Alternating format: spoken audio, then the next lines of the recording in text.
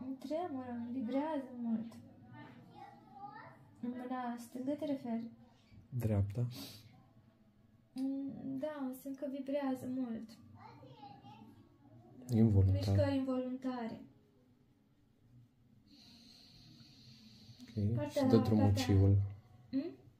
Ciul. Energia își dă drumul. Da.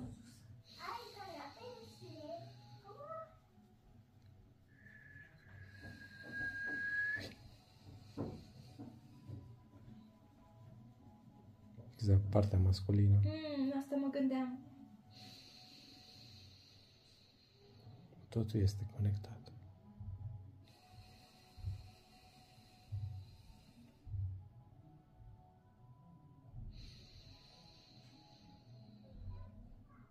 Respira.